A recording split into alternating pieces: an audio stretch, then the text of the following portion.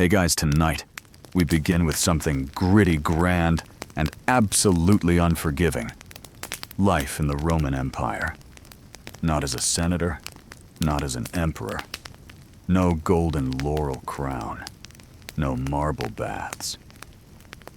Tonight you're not Julius Caesar. You're just you. Dropped unprepared into a world of sandals, sewage, and state-sponsored crucifixion. So before you get comfortable, take a moment to like the video and subscribe. But only if you genuinely enjoy what I do here.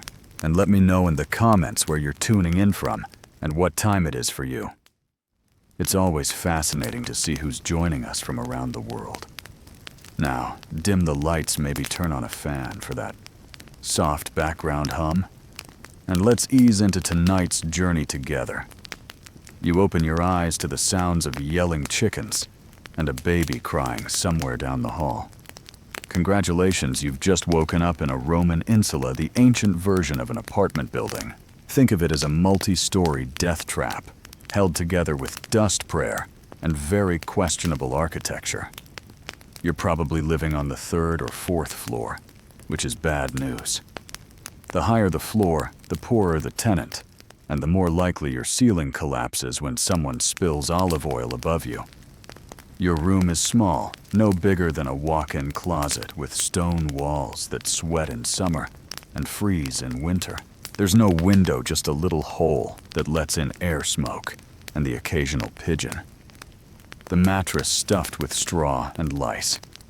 The blanket smells like damp wool and regret. There's no furniture, no decorations, and certainly no kitchen. Cooking inside is forbidden. A small fire could ignite the whole building, and fire codes haven't been invented yet. Your only possessions are a clay cup, a worn-out tunic, and maybe a wooden comb if you're feeling fancy. There's no toilet, not in your room, not in your building. Your chamber pot sits in the corner, silently judging you. You'll have to carry it down narrow, rickety stairs to empty it into the street gutter. Hopefully without slipping and adding your body to the morning offerings. Oh, and the walls paper thin. You hear your neighbor praying, coughing, arguing with his wife, and unfortunately not arguing with his wife, if you catch my drift. The air is heavy with smoke mildew and the distinct perfume of unwashed humanity. Someone's already baking bread downstairs, but you're not invited. The street vendors are yelling prices for figs and fish guts. A distant centurion is barking orders at someone who's probably already bleeding. You're not even out the door yet, and you're sweating itchy and possibly inhaling lead dust from the plumbing. Welcome to the Roman workday. You're not an emperor. You're not a gladiator. You're just another poor soul in an overcrowded tenement trying not to fall down the stairs or anger a city god before noon, and you've still got 23 hours to go. Now that you've survived the climb down the crooked stairs of your insula, it's time to address the second most urgent matter of the morning, your bladder. There's no bathroom in your apartment, of course. No sink, no flush, not even a bucket with dignity. Instead, you shuffled down the street chamber pot in one hand, modesty in the other, toward the nearest latrina. Rome's version of a public restroom, and calling it public is generous. It's a social club for strangers who don't mind making eye contact while doing their business. You arrive to find a long stone bench with holes cut into it. Beneath the bench, a shallow trough flows with water just enough to carry away the collective shame of the city's lower classes. You sit if you dare, and hope the person beside you doesn't want to chat. Privacy. Not a thing. Doors. Absolutely not. People treat it like a town square with extra acoustics. Businessmen discuss grain prices while squatting. A retired soldier talks about his sciatica. Meanwhile, you're just trying not to look directly across from you, where another man is chewing olives and not breaking eye contact. Then comes the treat, the tersorium. It's a communal sponge on a stick kept in a bucket of vinegar or salt water. In theory, you rinse it before use. In practice, Well, let's just say the sponge has seen things. Unspeakable things. You wipe hesitantly and hope the vinegar did its job. If you're feeling lucky, maybe you brought your own rag. If you're feeling rich, maybe some moss. But chances are, you just used what everyone else used, and now carry the quiet shame of shared hygiene. And if you think you can skip this ritual by going in an alley, think again.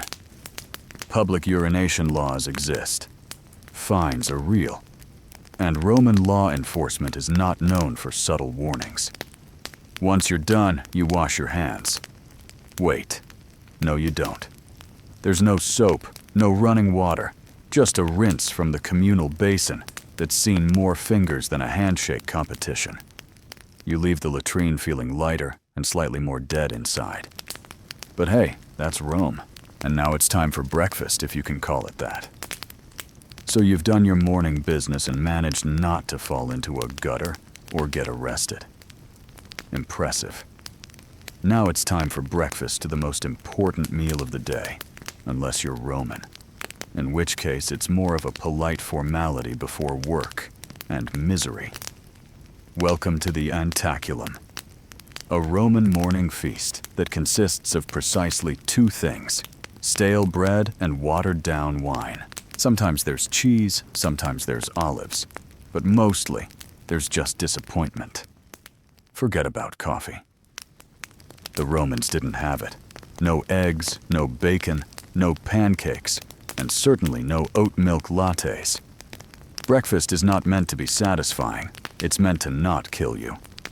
Your bread is likely panis rusticus, a rough, chewy lump of grain, and grit baked yesterday or the day before. It's dense enough to qualify as a weapon and textured like limestone. The wine is diluted because even they knew that being drunk before sunrise in ancient Rome was a bad idea unless you were a senator.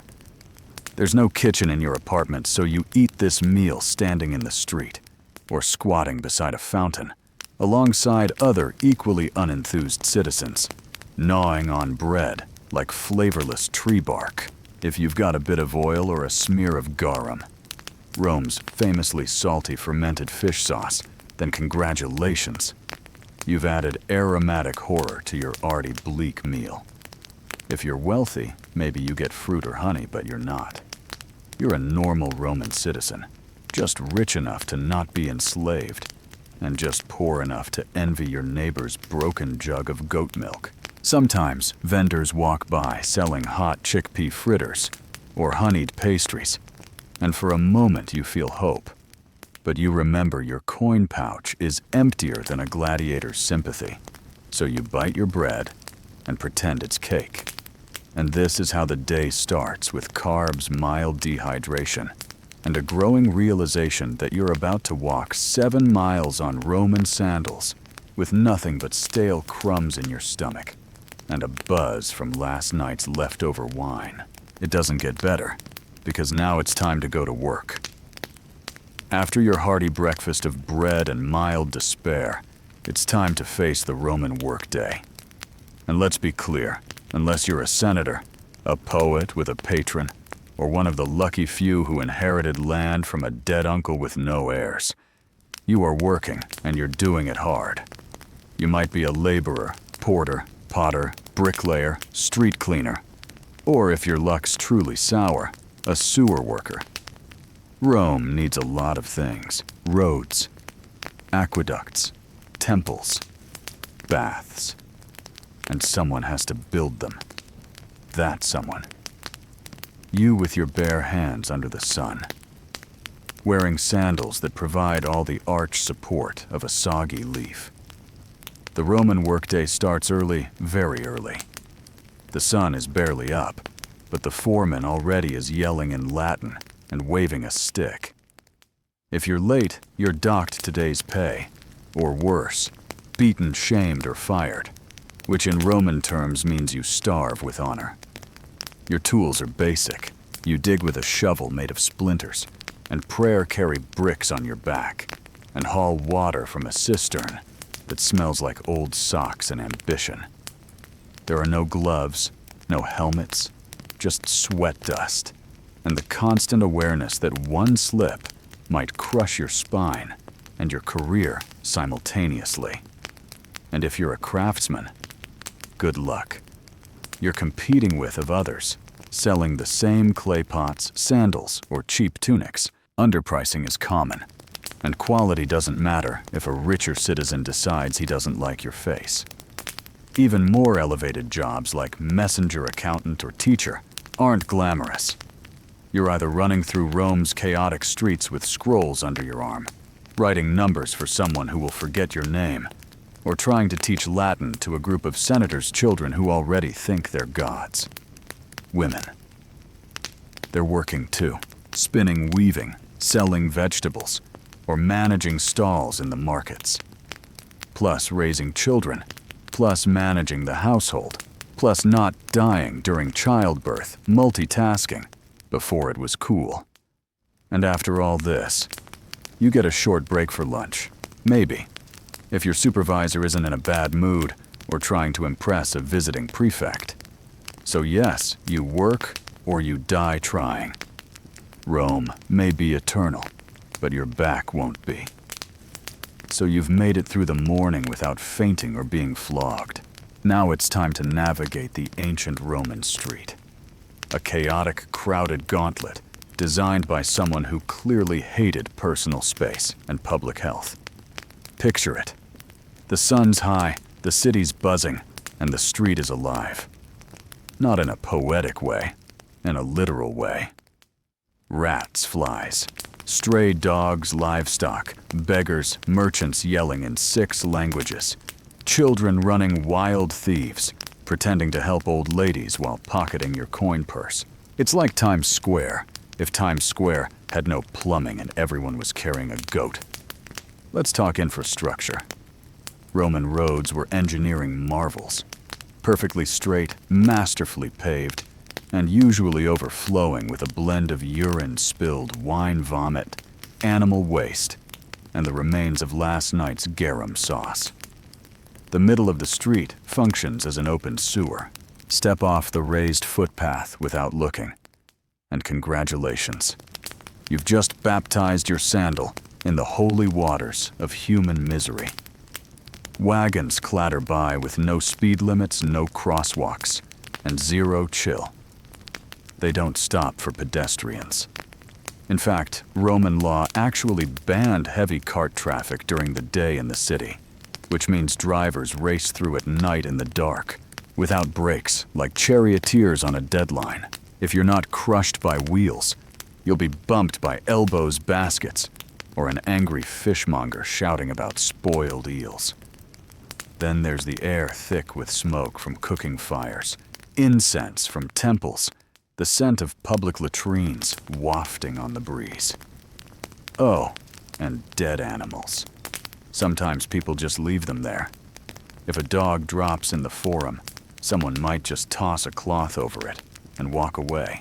And don't forget public spectacles, spontaneous brawls, impromptu protests, or a politician's parade that blocks traffic for hours, while trumpet players blast off-key fanfare in your face.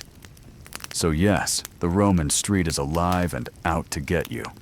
Slip on a fig, get hit with a runaway cart, or accidentally offend a patrician's pet monkey, and your day could end faster than Caesar on the Ides of March.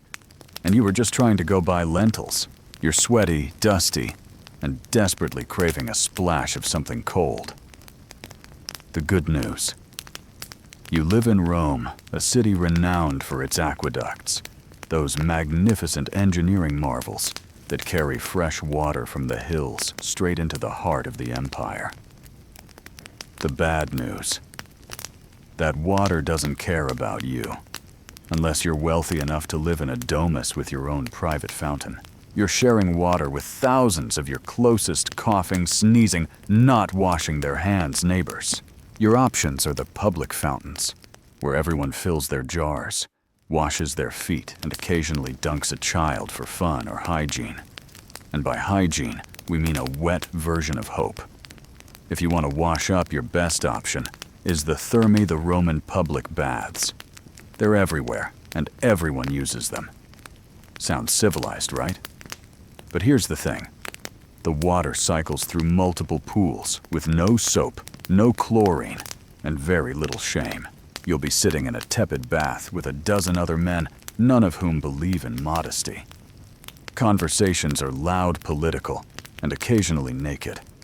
A man might try to sell you socks while another cleans his ears with a stick. And the water. It's been through everyone.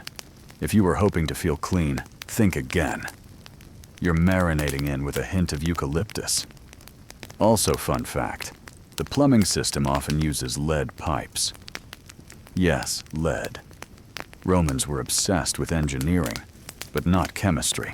Over time, that convenient indoor plumbing could cause all kinds of delightful side effects, like anemia, gout infertility, and if you're truly lucky, madness. Want to drink something safer? Wine. Seriously. Water is viewed with suspicion, especially in the poorer districts, where contamination from latrines and street runoff is common. So wine is diluted and consumed throughout the day by men, women, and children alike. Because what better way to survive a crumbling empire than with a gentle buzz? Oh yes, Rome brought water into the city before most of the world knew what a pipe was. But for the average citizen, it's a gamble every time you drink, bathe, or rinse your toes. Enjoy your aqueducts. Just don't trust them. Welcome to the Roman Empire, where pain isn't just a possibility. It's the background music of your entire life. You stub your toe. No ice. No painkillers. You grit your teeth and keep going until it either heals wrong or falls off. Break a bone. You wrap it in a dirty rag and try not to breathe too hard. Get a splinter. Good luck. That's how infections start and how you might end. Roman society isn't big on comfort. There are no ergonomic tools, no padded seats, no concept of taking it easy. If you're a laborer, you're lifting bricks with a hernia and a prayer. If you're a soldier, you march 20 miles a day with bleeding feet and a scorpion bite on your thigh. If you're a woman in childbirth, well, welcome to agony. Your midwife might know a chant. That's about it. Every part of your body is one misstep away from becoming an open wound or a cautionary tale. And unless you live near a temple with a very dedicated priest, your best option is homemade ointments, herbal smoke, or simply ignoring the problem until it resolves itself or you get resolved into a grave. There's no such thing as anesthesia. Surgeries are performed while you scream into a block of wood. Dislocated shoulder. It's popped back in by a man named Marcus, who learned from watching someone else fail at it. Dental work, picture a blacksmith. Now, picture your mouth. That's the scene. And if you're enslaved, or poor people don't even pretend to care, you could be bleeding out on the side of the road, and the best you'll get is don't stain the mosaic. Even upper-class Romans embraced pain as proof of virtue. Stoicism was the philosophy of the day. Enduring suffering without complaint was seen as noble. If you cried over a broken arm, you weren't just in pain, you were weak. Real Romans suffer silently, then write poetry about it later. So yes, pain is always on the table, and it usually comes without warning, without remedy, and definitely without sympathy.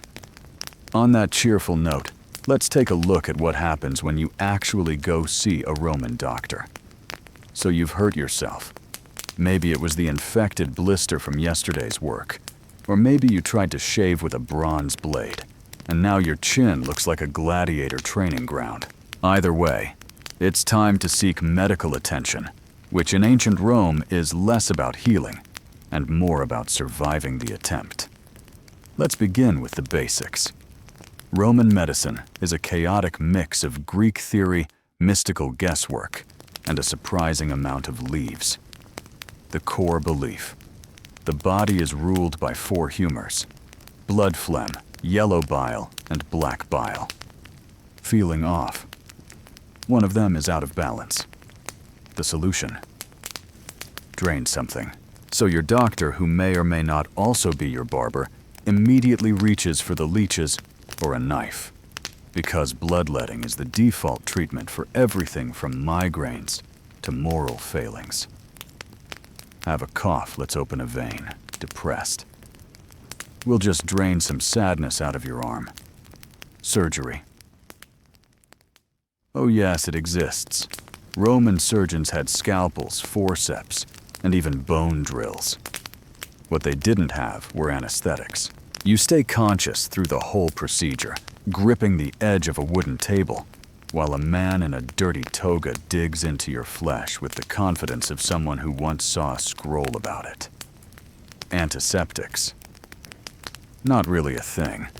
They might wash wounds with wine or vinegar, which does help, but also burns like divine punishment. Infection is a common side effect. So is death. Prescriptions vary wildly. You might be given honey garlic crushed beetles, or a poultice made of herbs ash, and very specific types of animal dung. If things get worse, you're advised to sleep in a temple. Pray to Asclepius, and hope divine dreams will deliver your cure. And if none of it works, well, your doctor shrugs. Your family lights a candle, and your neighbors start whispering about what kind of omen your death might be. It's not that Romans didn't care about health. They just hadn't quite figured out what helped and what murdered you more efficiently. So next time you sneeze, be grateful for modern antibiotics, and that you don't live in a world where healing often starts with blood loss. After a long day of sweating, bleeding, and dodging carts, you're starving. Time for dinner, or as the Romans called it, cena. Just don't expect anything remotely comforting. Let's start with what's not on the table. No pizza, no pasta, no tomatoes, no potatoes, no chocolate, no sugar, and absolutely no coffee. None of those things had been discovered or imported yet. This isn't Italian cuisine. This is pre-Italy edible survival. You sit down to a wooden bowl of something brown and vaguely hot. It's probably pulse a porridge made of spelt beans or lentils. It tastes like wet gravel with a hint of herb if you're lucky. If you're not lucky, it tastes like wet gravel without the herb. Protein is rare, unless you caught it, trapped it, or fished it yourself. Meat is expensive, and even when you do get some, it's off and off. Roman cooking didn't use refrigeration, so preservation meant heavy salting. Smoking or marinating it in garum, a fermented fish sauce that smells like dead ocean and burns your soul just thinking about it. If you're feeling festive, there might be boiled vegetables, hard cheese, or the occasional fig. Rich Romans dined on exotic dishes like roasted flamingo, stuffed dormice, or jellyfish and vinegar delicacies that mostly scream, "Look at how rich I am, and how little I care about taste buds." Your wine is watered down always. Drinking it straight is seen as barbaric. But don't worry, the water it's mixed with is probably questionable too, so you're just choosing how fast you want to get sick. Dessert. Maybe dried fruit. Maybe nuts. Or maybe you're fasting because it's a feast day, honoring a god who frowns on gluttony. Either way, you're not ending the night with a tiramisu. There are no napkins. You wipe your hands on a cloth, shared with 10 other people, or just use your tunic and pretend it's clean. By the end of the meal, your stomach is full, but uneasy, and your breath smells like garlic wine and slight despair. But at least you're fed. Now all you have to do is survive the Roman nightlife, and trust me, that's not a relaxing stroll. After a long day of grime toil and fish sauce, you might be hoping for a little leisure. Something to take your mind off your crumbling apartment and the open sewer outside.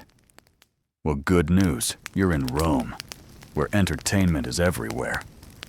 Bad news, most of it is horrifying. Let's start with the main event, the Colosseum, the crown jewel of Roman engineering, and the place where your soul quietly dies. This is where crowds gather to watch men stab each other for sport. Wild animals devour criminals. And sometimes, if the emperor is feeling dramatic, reenact full naval battles with real water and real drowning. It's free to attend, which sounds generous until you realize it's free, because the state wants you distracted, while the Senate raises taxes and quietly annexes Armenia. You sit packed between sweaty strangers, cheering as a gladiator loses a limb. There's blood sand and occasional public executions with extra flair. You're clapping. You're not sure why. Feeling a little sensitive. Prefer theater? Head to the amphitheater for a Roman play. Maybe a tragedy written in Latin you barely understand. Or a farce so bawdy, the punchline involves someone pretending to defile Jupiter with a sausage. Subtlety is not the Roman strong suit. If you're feeling sporty, try the Circus Maximus. Chariot races are fast, thrilling, and regularly fatal. There are no guardrails, no helmets, and lots of shouting. Crashes are inevitable and spectacular, and the crowd loves it. They're here for the violence and the betting. Don't cheer for the wrong team unless you're ready to fight your way home. And then there's the street entertainment fire breathers, acrobats, musicians, con artists, and the occasional philosophical rant from a barefoot man with nothing to lose. If you don't like the show, wait 5 minutes. Something else or someone else will start yelling. But behind all of it, there's a strange, brilliant madness. Rome didn't just distract its people, it dazzled them into forgetting how brutal daily life was. It weaponized spectacle. And if that doesn't numb you enough, there's always more wine. Now, let's take a walk through justice, Roman style. Spoiler, it's not comforting. You've survived work dinner and a gladiator getting impaled for applause. You might think you're safe now, that as long as you keep your head down, the law will protect you. Ah, that's adorable. In Rome, the law doesn't protect. It reminds you that you're small, replaceable, and that mercy is a luxury reserved for statues of emperors. First off, legal status matters. If you're a citizen, you have rights. In theory. You can't be flogged in public unless someone important gets really annoyed and you get a proper trial. If you're non-citizen, justice comes in the form of a fist, a branding iron, or a swift execution outside the city gates. Slaves, they are property. If a slave murders their master, even if the master deserved it, every slave in the household might be executed just to send a message. That message, don't even think about it. If you're accused of a crime, don't expect a calm chat with a lawyer. Trials are public theater. The wealthier party brings witnesses, bribes, and dramatic gestures. You bring your tunic and a sinking feeling. If you cry on cue, that might help. If you have no patrons, pray to Jupiter and hope the magistrate isn't hung over. Punishments are designed not just to hurt, but to deter. Thieves can be branded or have their hands broken. Liars might get their tongue pierced. Fraud, public flogging, or exile if you're lucky. And if you insult the emperor, it's not jail time. It's death, usually created. Some crimes require public punishment, ideally, in front of a crowd that cheers louder than they did for the morning's beheading. Crucifixion is popular, long, slow, humiliating. It isn't reserved just for Jesus. It's the go-to for rebels, robbers, and anyone the state wants to make an example of. And remember, law enforcement isn't there to help. The vigils are Rome's version of firefighters, and police underpaid, overworked, and often corrupt. If you're mugged, they might shrug. If you bribe them, they might help you mug someone else. So yes, Rome has laws written in stone, recited in forums, but they serve power, not justice. Now let's talk about gods, because you're not just obeying men here, you're on Jupiter's turf. After surviving the streets and dodging Roman justice, you may hope to find comfort in religion. A little peace, a little personal spirituality. Nope, not here. In the Roman Empire, religion isn't a private affair. It's an institution, an ever-present cloud of incense and obligation wrapped around every waking moment of your life. You don't choose your gods, they choose you. And there are so many. There's a god for everything. Door hinges, cardia sewers, cloatina, boundaries, terminus, and even mildew, robagus. You can't walk 5 paces without crossing a shrine. If you don't pause to bow, light a candle, or mutter a prayer, you're not just being rude, you're inviting catastrophe. Maybe not today, but eventually. And when your roof collapses, everyone will nod and say, "Ah yes, he skipped the Saturnalia offering." Religious festivals fill the calendar, dozens per year. On those days, business stops, animals are sacrificed, and the air smells like roasting bull and wet marble. You attend out of piety, but also fear. Because if the gods aren't honored properly, they'll retaliate with plagues, droughts, or a really bad harvest that ruins everyone's lentil supply. Now let's talk about emperor worship. The state wants you to revere the emperor, not just as a ruler, but as a living god. You're expected to offer incense at his altar, sing his praises, and never roll your eyes during a triumphal procession. That's treason adjacent. If you're caught not participating in public worship, say you're a little too quiet during the Vestalia, or you don't show up to toss grain into the temple flame, you could be labeled impious, atheistic, or worst of all, suspicious. Suspicion in Rome is like blood in shark-infested waters. And if you're part of a foreign cult, you'd better keep that under wraps unless it's officially approved. The state doesn't like unfamiliar gods unless they bring wine taxes or new soldiers. Roman religion isn't about belief. It's about ritual. You don't have to feel it, you just have to do it. Correctly, on time, and in public. And you better smile while you sacrifice that goat. Speaking of social performance, let's climb the greasy pole of Roman ambition in the next chapter. You've bowed to the gods, avoided a lawsuit, and survived a public bath without contracting something mythical. But here comes the most exhausting part of Roman life, the social hierarchy. A brutal, finely tuned machine where every word, gesture, and sandal strap placement could make or break you. Roman society is a ladder, but it's covered in oil and lined with daggers. At the top are the senators, old money togas with purple stripes, and land ownership so vast it has its own postal code. Below them, the equestrians, the wealthy business class. Then come the plebeians, like you, the struggling middle and lower classes. Below that, freedmen, slaves, foreigners, and the guy who accidentally insulted a statue of Augustus once. Want to move up? You'll need patrons, powerful individuals who protect you in exchange for lifelong loyalty, errands, favors, and the occasional vote. It's like having a boss, godfather, and landlord rolled into one charmingly condescending package. Each morning you visit your patron's home as part of the salutatio. You wait in line with other clients, praise his haircut, maybe compliment his son's toga, then beg for a favor, usually money, food, or a recommendation. If you're lucky, he tosses you a coin and lets you carry his litter through the forum. Congratulations, you're now connected.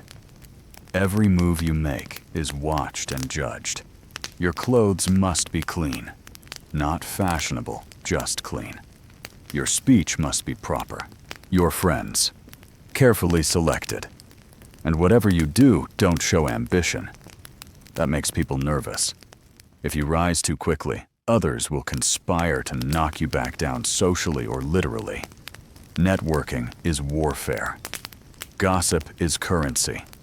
The wrong comment at a banquet can end your career. The right marriage can save your entire bloodline. But you better play it carefully. Love is for poets. The rest of Rome marries for alliances and estate access. And even if you climb high, don't get too comfortable. One bad harvest, one missed ritual, one jealous rival. And it's all over. You won't even hear the dagger coming. Now the sun is setting. Surely things calm down at night, right? Not in Rome. The sun dips below the rooftops of Rome, and for a fleeting moment you think maybe now finally you can rest. But nightfall in the Roman Empire isn't a time for peace. It's a shift in tone from noisy and chaotic to dark and downright lethal. First, let's talk about lighting. There isn't any, unless you're rich enough to burn oil lamps all night, and few or most people rely on moonlight memory and blind hope to find their way through the labyrinthine alleys of the city. If you trip and fall, no one's helping. They might just take your shoes. The vigils, Rome's official night watchmen, are supposed to patrol the streets, prevent fires, and stop crimes. In practice, they're overworked, underbud, and often more interested in napping than heroics. Some are brave, most are bribable, and all of them are outnumbered. Criminals know this. Thieves, muggers, and the occasional bored ex-gladiator roam the shadows looking for easy marks. If you're walking home alone, you're the easy mark. It doesn't matter who you are. Unless you're armed fast or invisible, you're at risk. And then there's fire. Rome's greatest nighttime terror. Insula. Those charming death trap apartments you sleep in are made of wood and dreams. Cooking after dark is illegal for this reason. But laws mean little to a hungry tenant. A single overturned lamp can reduce an entire block to ash in hours. The Great Fire of 64 CE didn't start itself, but once it did, it raged like Mars in a bad mood. You might think your building is safe until you smell smoke at midnight and realize there's no organized evacuation plan. You grab your one tunic, your chamber pot, and maybe your dignity, and sprint for your life down a collapsing staircase. And if it's not fire or thieves, it's noise. Drunken parties echo through the streets.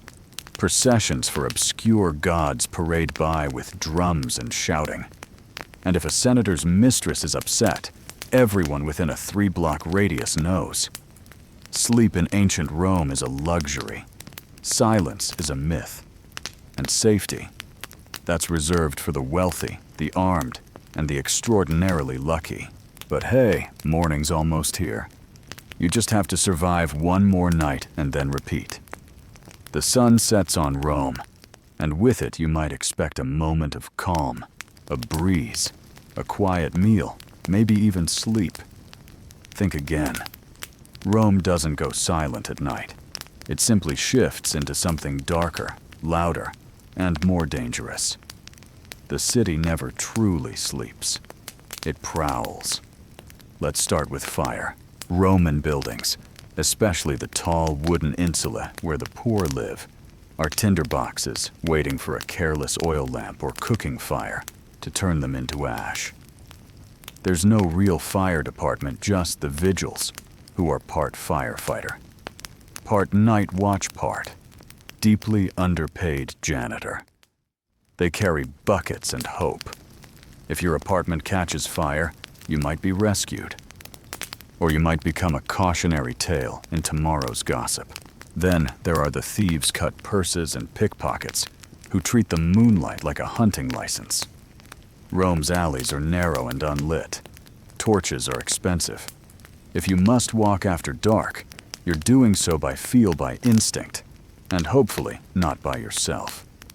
Don't carry anything shiny. Don't make eye contact. And whatever you do, don't get caught between two drunken gladiators, arguing about someone's missing sandal. Speaking of drunk, the nightlife is booming. Taverns spill over with cheap wine, loud music, and men shouting bad poetry about Mars, and women they'll never impress. Fights break out. Dice games end in blood. And sometimes an angry noble decides to settle a grudge by having a slave beat someone in the street. You hide in the shadows and pretend you didn't see anything. If you're a woman walking alone, good luck.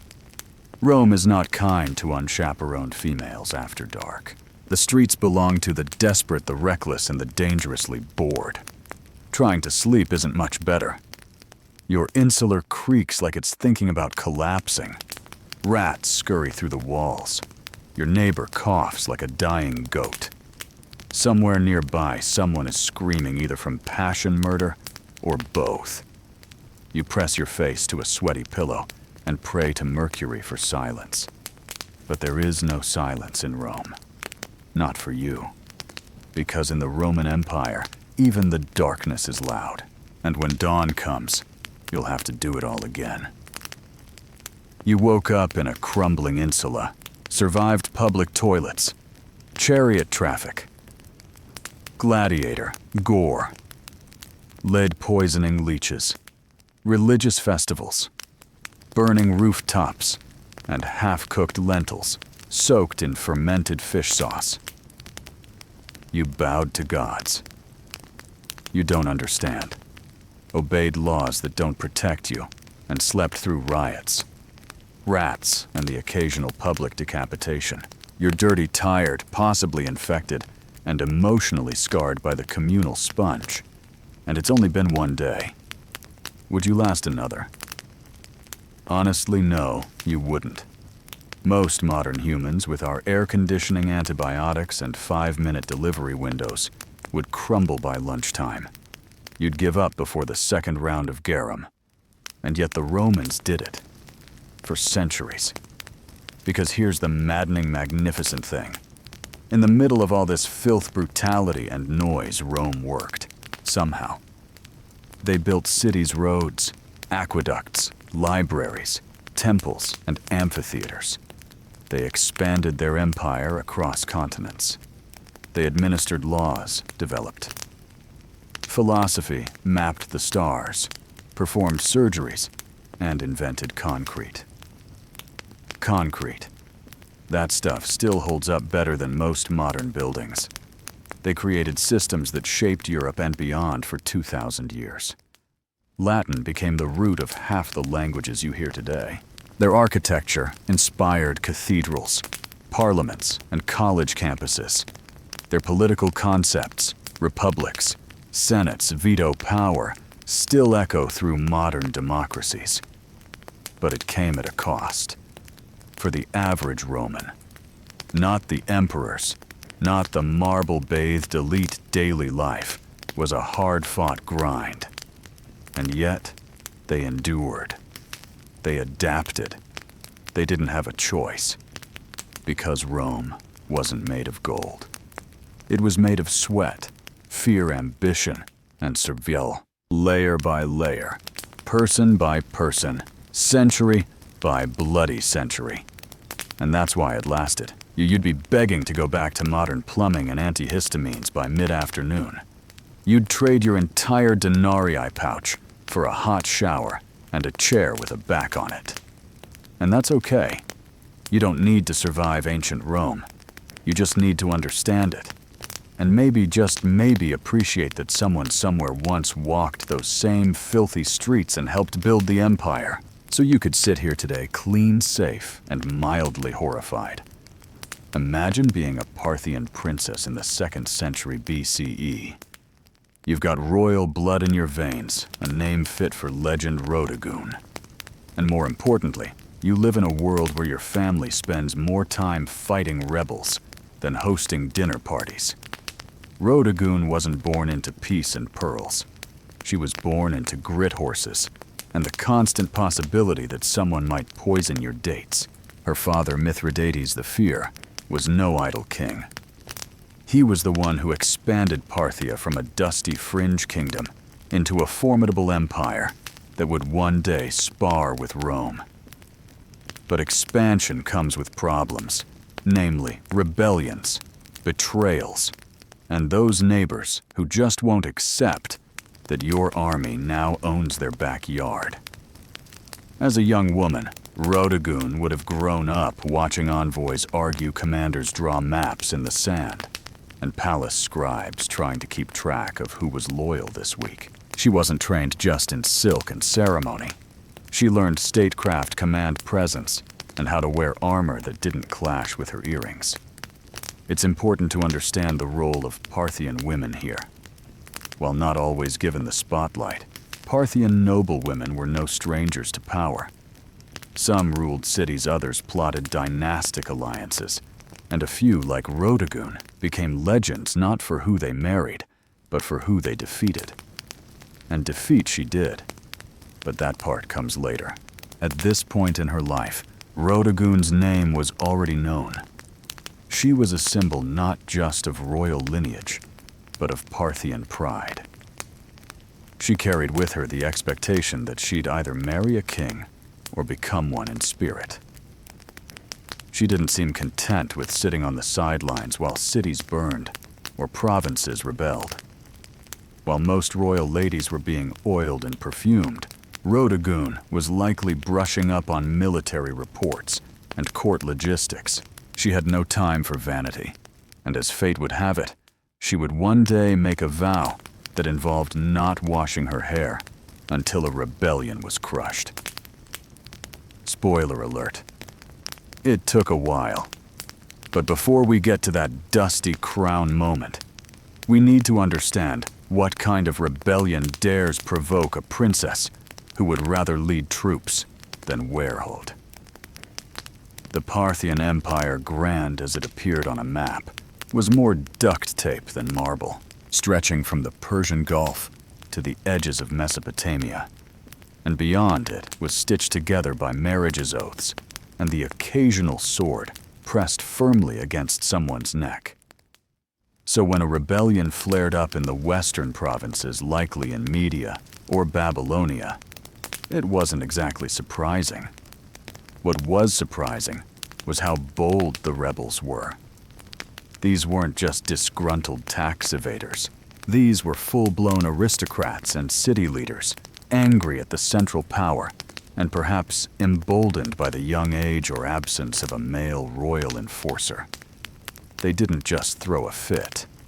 They took fortresses, silenced Parthian envoys, and essentially told the crown to go polish its own sandals.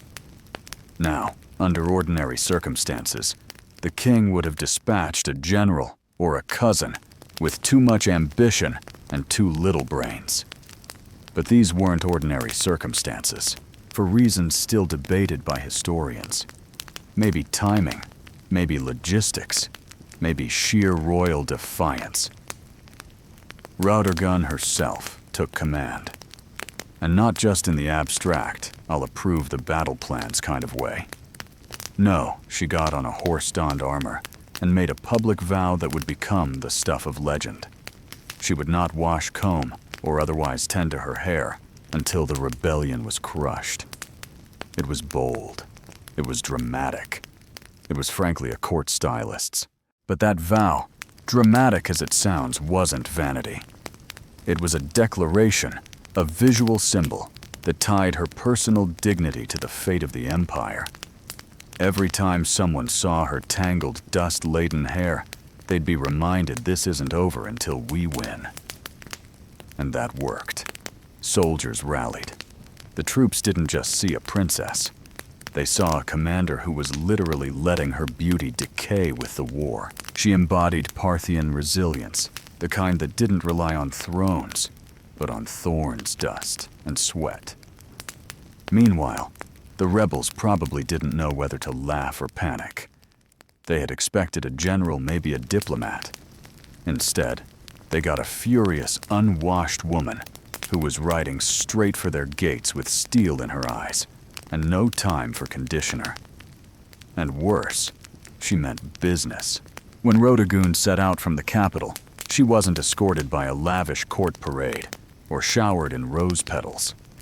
She was accompanied by cavalry grit and the weight of an empire that needed its rebels squashed like an overripe fig.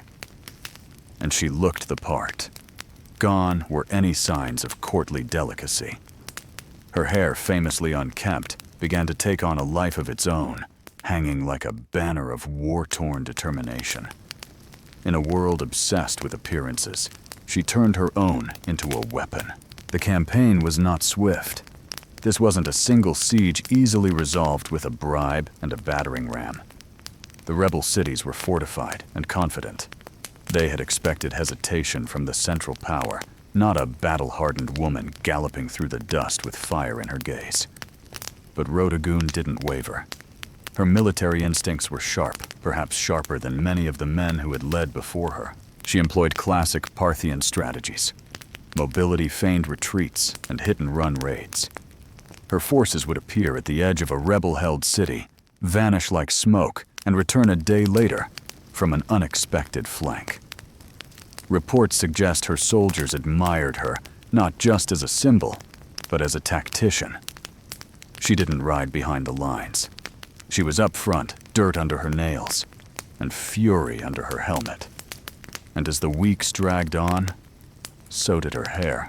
It said that by the third month, the strands had begun to knot into ropes full of dust and sweat, and the whispers of battlefield prayers. But that only made her more terrifying to her enemies, and more revered by her men. Rebels called her the Witch Queen, not because she practiced magic, but because no noblewoman should still be fighting in the field and refusing a bath. Surely they reasoned something unnatural was at work, but there was nothing magical about it. Just sheer, unrelenting discipline. By the time her army laid siege to the final rebel holdout. The legend had grown faster than the rebellion had. In taverns and tents alike, soldiers joked that the enemy wasn't afraid of Parthian swords. They were afraid Rodagan would never wash again. And truth be told, they weren't entirely wrong. The last stronghold of the rebellion loomed ahead, a walled city rumored to be impenetrable, where the rebel leaders had dug in like ticks on a dog. Supplies had been hoarded, archers lined the parapets, and the gates had been reinforced with the kind of smug confidence only traitors possess. They believed they could outlast Rodagan. Big mistake. By now, her appearance was legend. Word had spread not just through the Empire, but into enemy territory. The woman who won't wash, they whispered, has arrived. Some said her hair had turned to iron. Others claimed she hadn't slept in weeks. The myths piled up like siege ladders. But Rodagan was no myth. She was real. And she had tactics. Instead of launching a reckless assault, she opted for a slow, punishing siege. Cut off trade routes, intercept messengers, poison wells. The rebels had braced for a battle of swords. Instead, they got starvation. She weaponized time itself, letting her enemies rot from the inside out. And all the while, she camped outside the city with her soldiers, just another commander beneath the canvas tents. She shared their meals, gritty bread and lukewarm wine. She inspected their armor. She led patrols. And she still, despite every opportunity, refused to so much as touch a comb. For her soldiers, the vow had become sacred.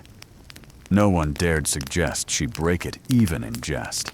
It had become a living embodiment of Parthian pride, a symbol that their suffering wasn't for nothing. Every tangled strand was a reminder. We are still in this fight. Inside the rebel city, morale crumbled. They had expected to demoralize the enemy by holding out. Instead, it was they who began to wither. Their own commanders began to argue. Food ran low. Rumors of desertion began to ripple like cracks through stone. And then came the breaking point. A small gate left unguarded for just an hour. Perhaps out of fatigue. Perhaps sabotage was found by one of Rodagoon's scouts. That night, under the cover of darkness and wind, her forces slipped in and opened the main gates from within. By morning, the city was hers, and Rodagoon, face streaked with sweat and ash, stood atop the battlements unbathed, victorious, and utterly terrifying. Victory was not declared with trumpets or parades. It was declared with water, after months of dust battle and relentless pursuit. Rodagoon stood before her army, not in royal robes, but in the same battlefield garb she had worn since the campaign began. Her armor bore dents from rebel blades. Her face was lined from sun and strain. And her hair, her wild, matted, filthy hair, now hung down her back like a lion's mane, made of wire and legend. But she had done it. Every rebel city had fallen. Every oath-breaker had been brought low. And now, with her vow complete, she could finally do what no one in the Empire had dared attempt to rush. She could wash her hair. According to tradition and later accounts passed down through oral history, Rodagoon summoned her servants not to a golden chamber, but to a public courtyard. She wanted her soldiers, the ones who bled beside her, to witness this moment. Basins were filled, oils were warmed, combs were retrieved from storage like sacred relics. And then, under the open sky, the warrior princess of Parthia, caked in the grime of war, began to scrub away months of rebellion. It was symbolic. Every tangle undone was another city reclaimed. Every rinse of water over her scalp washed away defiance, soaked into the earth, as if the land itself had been restored. Some say she wept. Others say she laughed. But what no one disputed was the silence among the troops as they watched. Hardened men, scarred and sunburned, stood like statues as Rodagoon emerged from her ritual, transformed. No crown was placed on her head. She didn't need one. The dust had become her diadem. The act of not washing had become more powerful than any jewel. And in that moment, Parthia didn't just have a princess. It had a symbol. She could have returned to court. In triumph, let the scribes compose flattering odes, allowed nobles to fall over themselves in praise. But she didn't rush back to luxury. She stayed with her troops a while longer. She dined with them. She listened to them. She knew that her legend had just begun. But she didn't want it forged in gold. She wanted it forged in memory. After the hair washing that became an event for the ages, Rodagoon could have ridden straight to the capital with fanfare banners and enough propaganda to last a century. But she didn't. Instead, she took the long route back, deliberately visiting the cities she had reclaimed one by one, walking their streets, inspecting their defenses, and ensuring no embers of rebellion still glowed beneath the ashes. This wasn't mere ceremony. It was strategy. Rodagoon knew the danger of victory, how quickly it can melt into complacency. Empires don't fall from defeat alone. They fall from forgetting why they fought in the first place. She wanted the rebels and loyalists alike to understand that Parthian strength wasn't just cavalry and coin.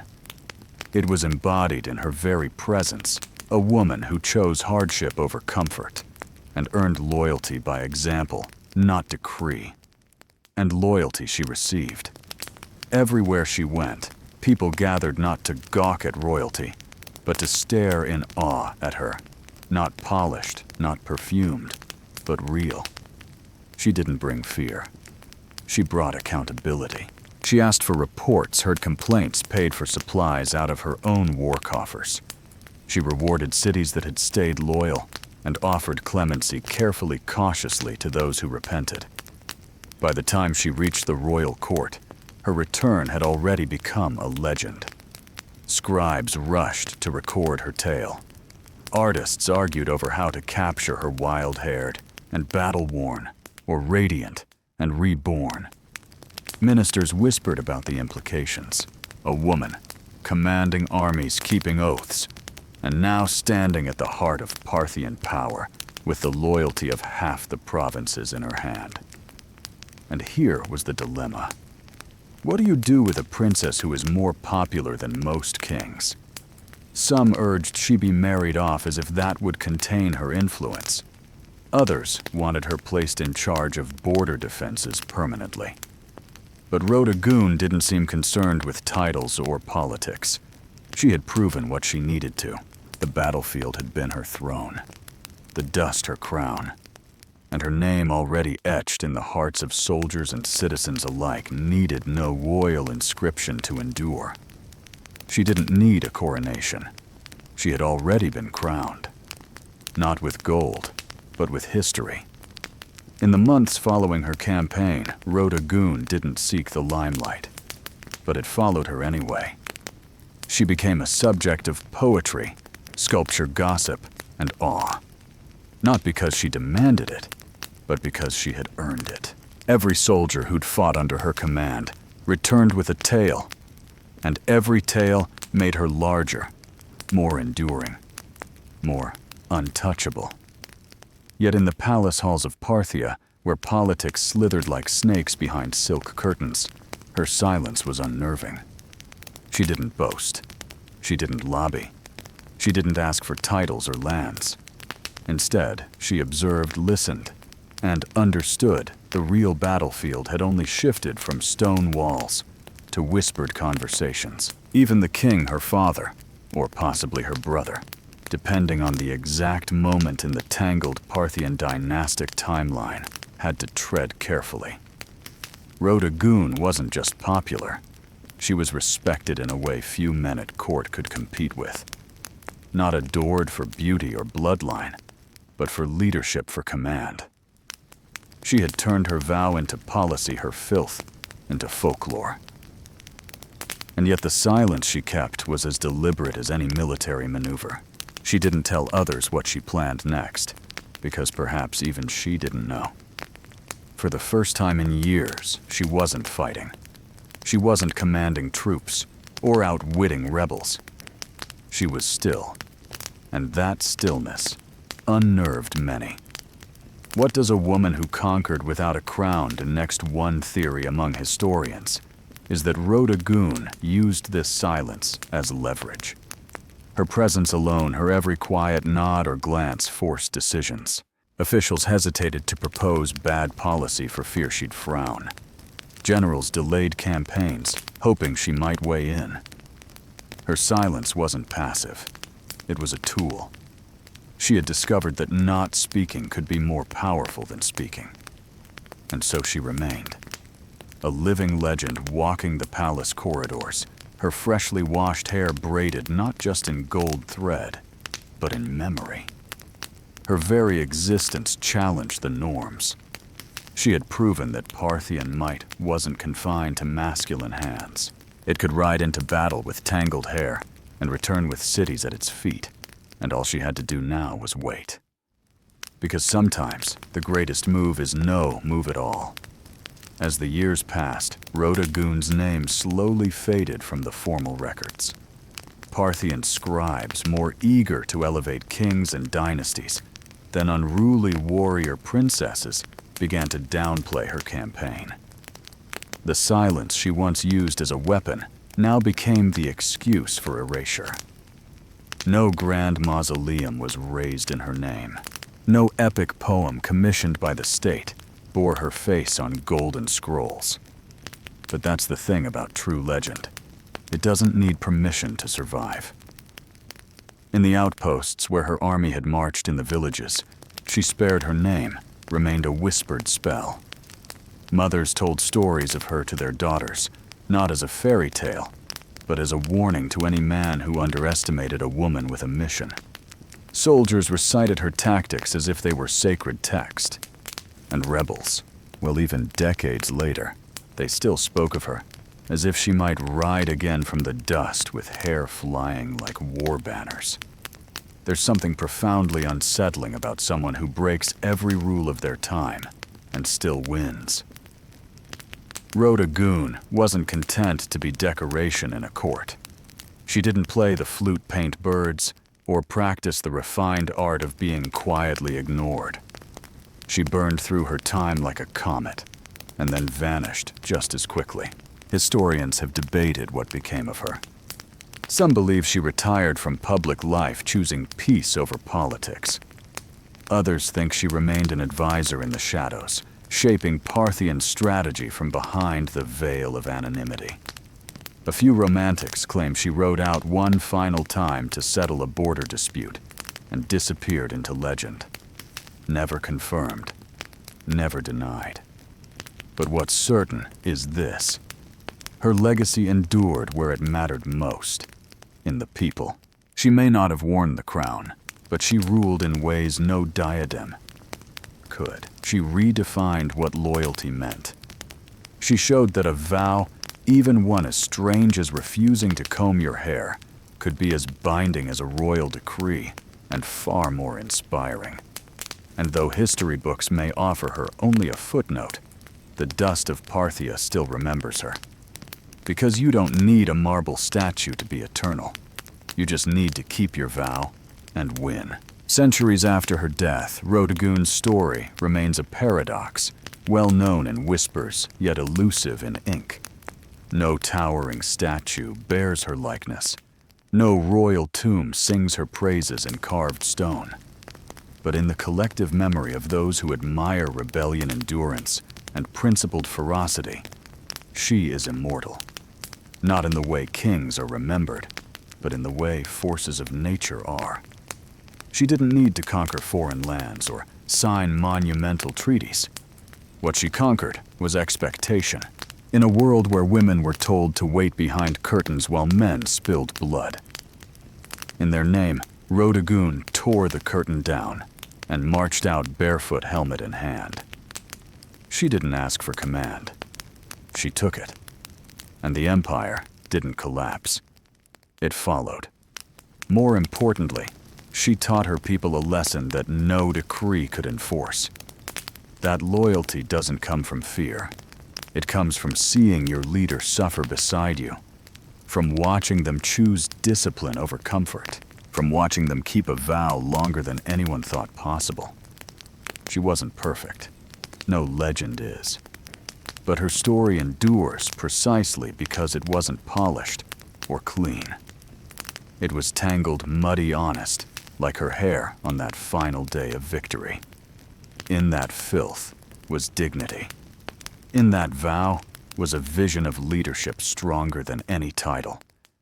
When her soldiers looked at her, they didn't see a princess. They saw someone who believed in the fight more than her own vanity. And that's the part history couldn't quite erase. Even now, long after Parthia has crumbled and its cities turned to sand, her name returns in moments of resistance. Artists revive her. Writers search for her footprints. A vow not to wash until victory. It sounds absurd to some, but to those who've had to claw their way through injustice, it makes perfect sense.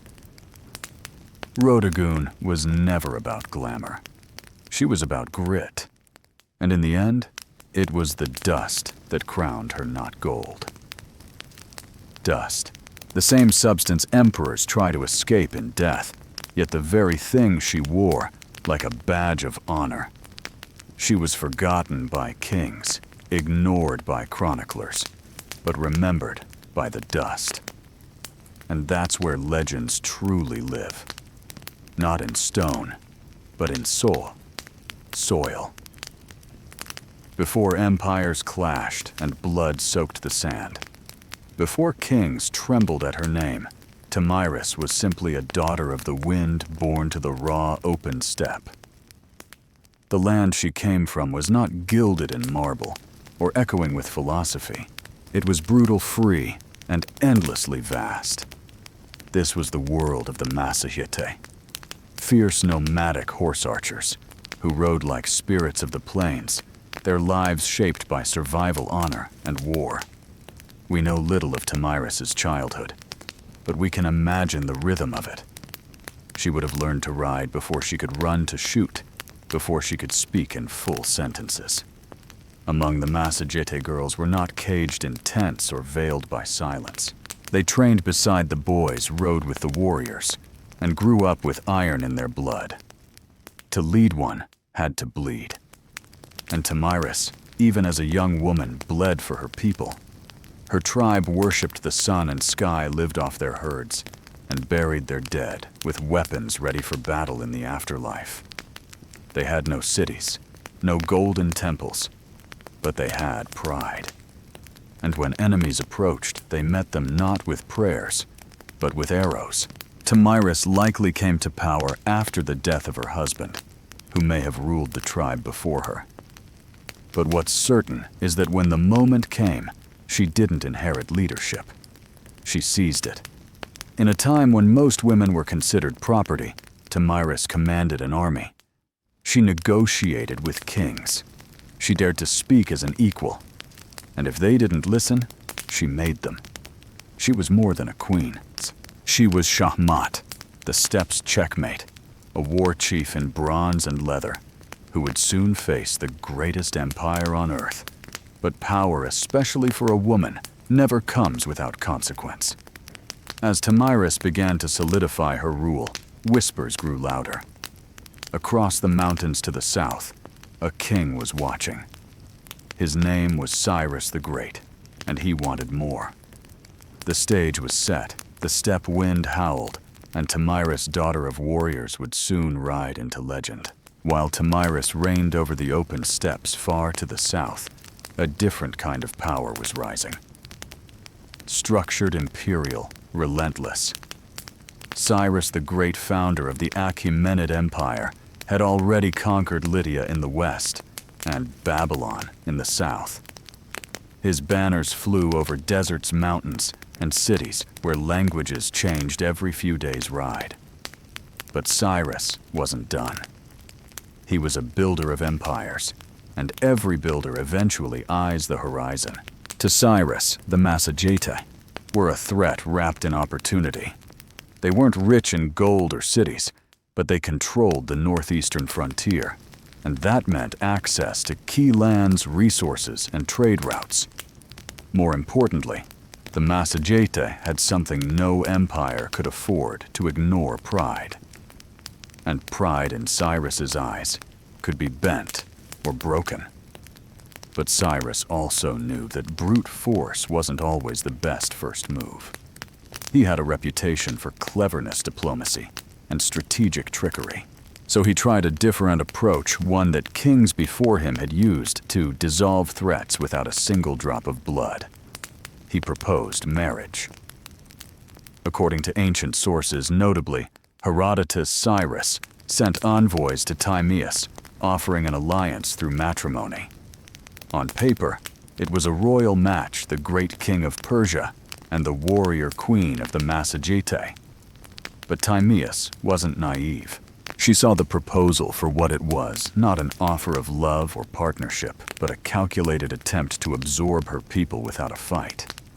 She declined, and that rejection didn't sit well in the halls of Persepolis.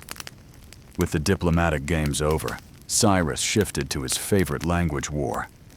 He ordered his army to cross the Araxes River, the natural barrier that separated Persia from the land of the Massagetæ.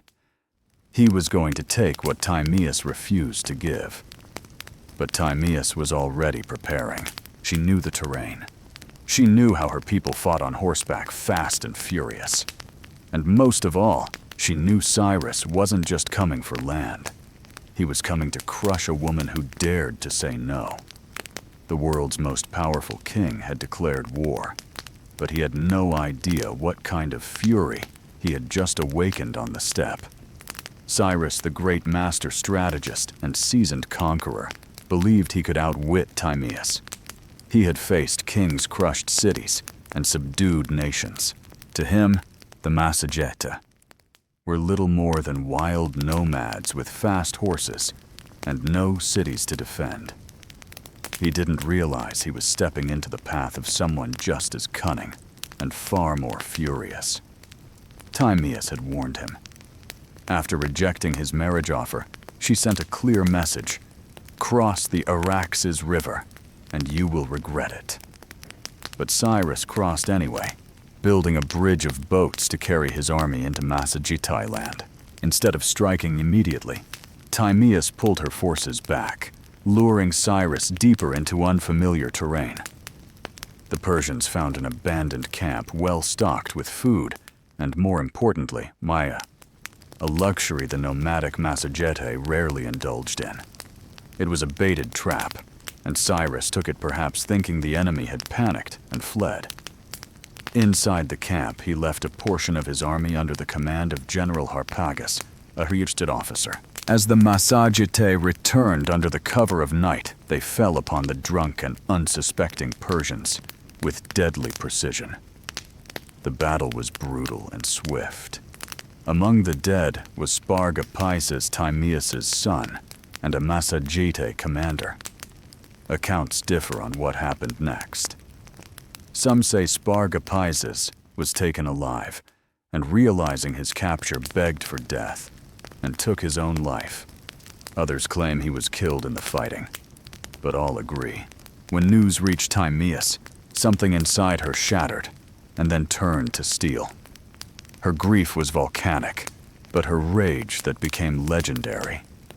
She sent another message to Cyrus. This one wasn't a warning. It was a vow. "You may be a glutton for blood," she said, "but I swear I will give you your fill." She promised to make the ground run red with Persian blood, and her vengeance would not be quiet. Cyrus had taken her son. He had violated her land. Now he would meet not the queen of the Massagetae, but the mother of a slain warrior. And the last face he would ever see. The next battle would not be a skirmish. It would be an execution. The sun rose over the plains like a blade, sharp and blinding. Timaeus stood at the head of her army, no longer just a queen, but a storm given form. Her warriors, hardened by the nomadic life, painted their faces with ash and rage. This wasn't about politics anymore. This was about blood. Cyrus, for all his might, had underestimated the Massagetae. He assumed they would fight like the tribes he had conquered before, chaotic, uncoordinated, easy to crush. But Timaeus had spent her life among warriors. She understood how to strike, not blindly, but with precision. She rallied her forces for a full-scale assault on the Persian invaders. And this time, she wasn't holding back. The location of the final battle is lost to history, swallowed by the vastness of the steppe. But what's clear is that Timaeus launched a ferocious counterattack. Her cavalry swept across the plains like a tide of knives. They fired arrows from horseback, closed in with axes, and fought like people with nothing left to lose. The Persians, battle-hardened, disciplined, and experienced, weren't expecting this level of organized fury. Timaeus didn't just lead her troops, she fought beside them. Her presence on the battlefield ignited her warriors like wildfire. Every strike was driven by vengeance. Every charge was an answer to her son's death. Cyrus tried to hold the line, but it shattered. The Persians were routed. Many died where they stood. Others fled into the endless grasslands, only to be hunted down. And Cyrus the Great, the man who had conquered Babylon, Lydia, and nearly the known world, fell in the chaos. Whether he was slain in combat or captured and executed depends on the version told. But either way, he died on Timaeus' terms. What came next is infamous. According to Herodotus, Timaeus found Cyrus's body on the battlefield, ordered his head severed, and then, in a final act of symbolic revenge, submerged it in a wineskin filled with human blood. "Drink your fill," she said, "of the blood you thirsted for." Was it historical fact or poetic embellishment?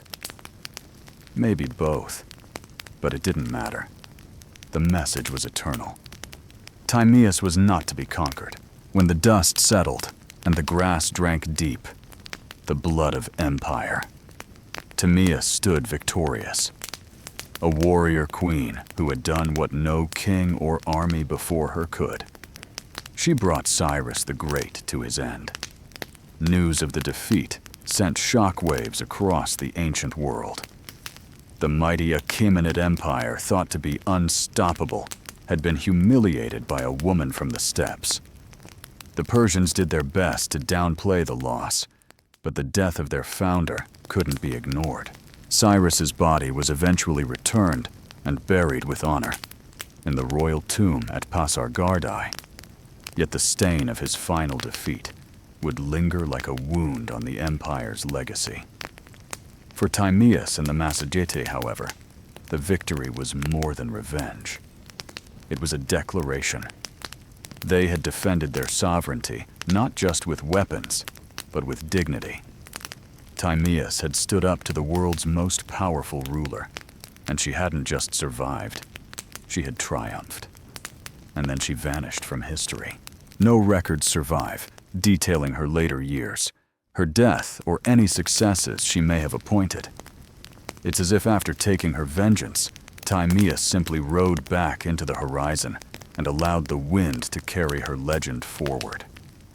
In the centuries that followed, historians, poets, and chroniclers would try to fill in the blanks, turning her into a symbol as much as a woman. To the Persians, her name was a bitter reminder.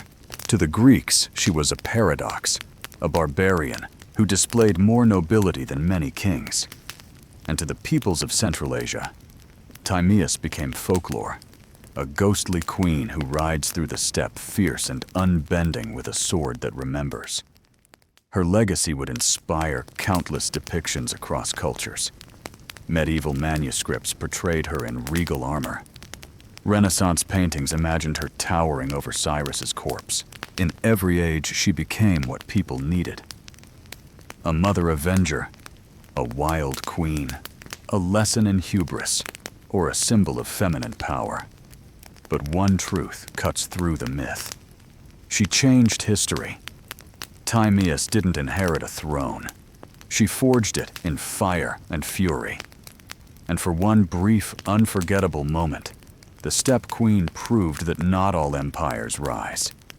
Some fall to the hooves of warriors who ride with vengeance in their hearts. Much of what we know about Timaeus comes not from local Massagetae records. They left no stone tablets or royal archives, but from the pen of a Greek Herodotus, often called the father of history. Writing a century after her time, he immortalized Timaeus in his histories, casting her as a warrior queen of astonishing resolve and terrifying vengeance. But Herodotus wasn't simply reporting facts. He was weaving a story, one part chronicle, one part morality tale. To him and his Greek audience, Timaeus represented the ultimate reversal of imperial arrogance. Cyrus the Great, a man who had conquered half the known world, fell not to a vast army or a rival king, but to a woman who fought not for glory, but for her child. Her victory was almost mythic, and Herodotus treated it as such. He even detailed her grisly revenge, the wineskin of blood, the severed head of Cyrus, and her damning words, "Drink your fill." But was it true? Modern historians debate this endlessly. Some argue that Herodotus exaggerated, or even invented parts of the tale, using Timaeus as a narrative tool to humble the Persian Empire, which at the time of his writing was still a looming force over the Greek world.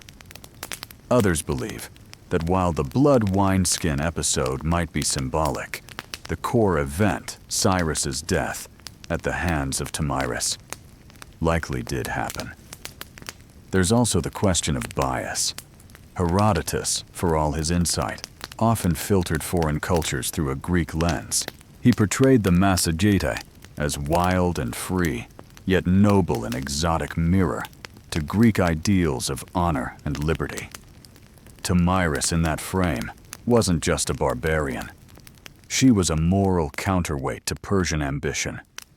Still, even if details blurred over time, Herodotus succeeded in one thing.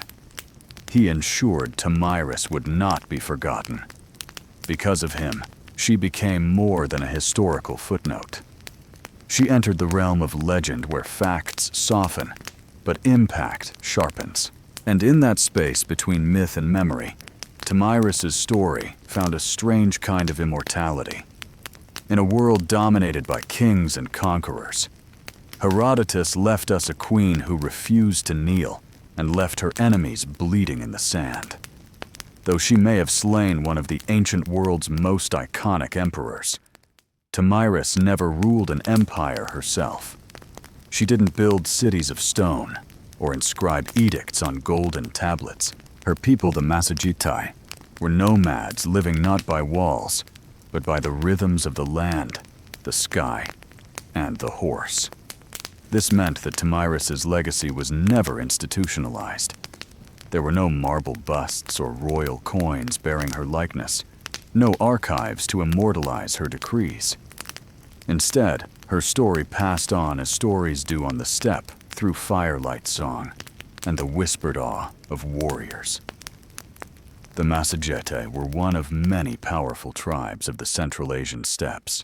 Their cousins included the Scythians, the Saka, and the Dahai, all expert horse archers who roamed the lands between the Caspian Sea and the borders of ancient China.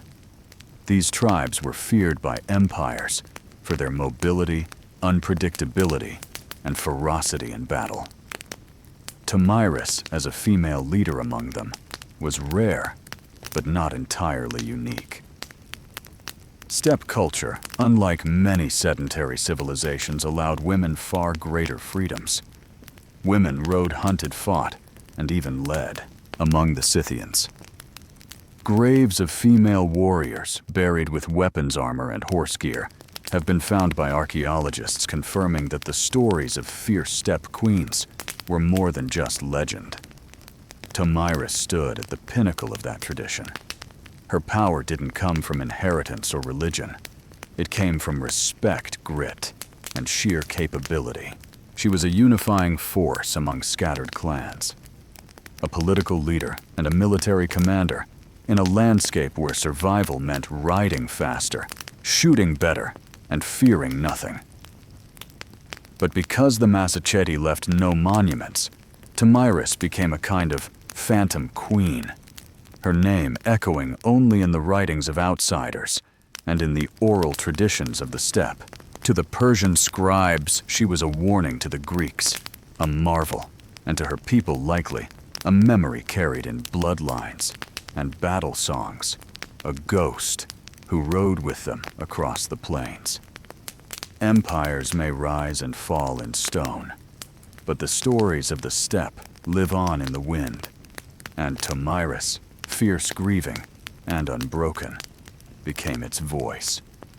Centuries passed, and the empires that once surrounded the Massagetae rose and crumbled. Cyrus's successors built Persepolis, fought Alexander the Great, and faded into the dusty footnotes of time. But Tomyris, her legend, endured not in the palaces of kings, but in the hearts of those who refused to bow. Across Central Asia, she became more than a queen. She became a symbol of female strength, of resistance, of the untamed spirit of the steppe. In many ways, Tomyris embodied a kind of defiance that transcended geography. She was not Roman, not Greek, not Persian, and so her story belonged to no empire. That made her dangerous and inspiring. In the medieval Islamic world, chroniclers occasionally mentioned her name reshaped by language, but never quite forgotten. In some versions, she was praised for her justice and vengeance. In others, she was seen as a savage queen, a reminder that power in the hands of a woman could be both glorious and terrifying. By the time the Renaissance rolled around, European artists rediscovered her tale through the writings of Herodotus. Painters depicted her in elaborate armor, standing triumphantly over Cyrus's lifeless body.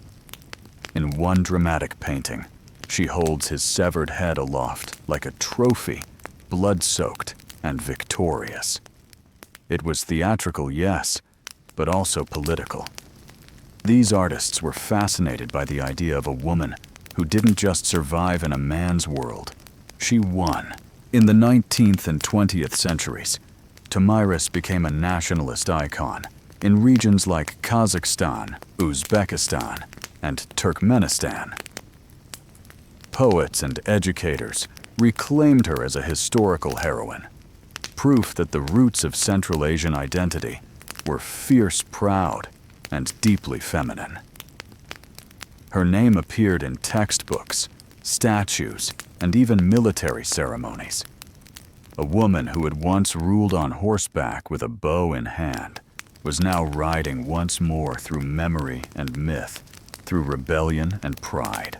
In a world that still wrestles with the idea of powerful women, Tomyris remains a challenge. She wasn't perfect, saintly, or tame. She was decisive, brutal when necessary, compassionate only to those who deserved it.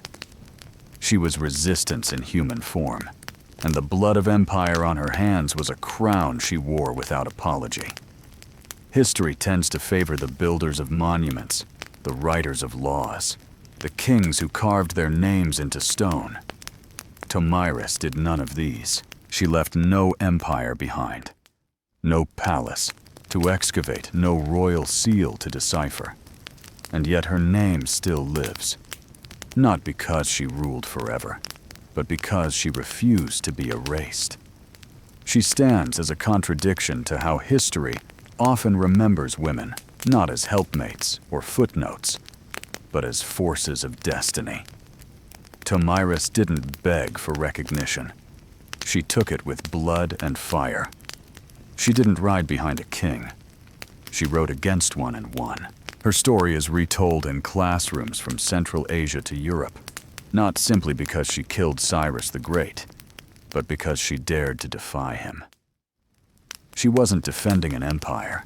She was defending freedom, a freedom that rode on the backs of that hunted with hawks, that slept under the stars, a freedom that could not be neatly drawn on a map.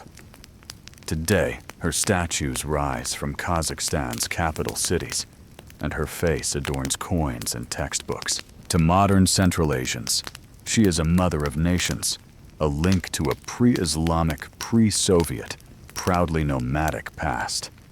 A reminder that their identity wasn't born in submission, but in the cry of battle and the gallop of horses, in a world still divided by power, by gender, by memory. Tomyris is a beacon, not just because she killed a great king, but because she taught us something even greater, that dignity is not given. It is seized that sometimes leadership looks like a mother grieving her son and refusing to let the killer walk away. We often wonder why some names survive while others vanish.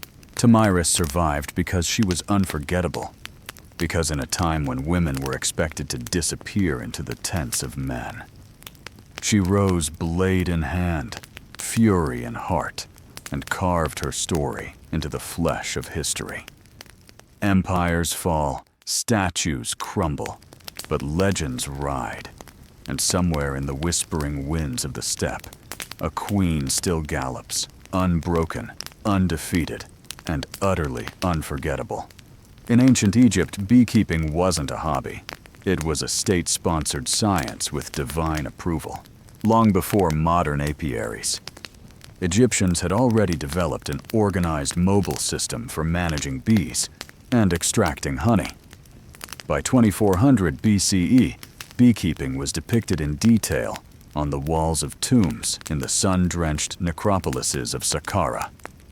It wasn't just about harvesting honey. It was a sacred practice embedded in agriculture, medicine, religion, and even the afterlife. The Egyptians used horizontal clay tube hives, typically stacked in rows and laid on their sides. These were nothing like modern wooden boxes. They looked more like terracotta drain pipes, and they were carefully designed to be relocated seasonally. As the Nile's floodwaters receded and flowers bloomed along its banks, hives were moved up and down the river to follow the nectar flow. This transhumance method was incredibly advanced for its time, almost like ancient GPS for bees. Beekeepers used clay or stone pipes to blow smoke into the hives, calming the bees before honey extraction.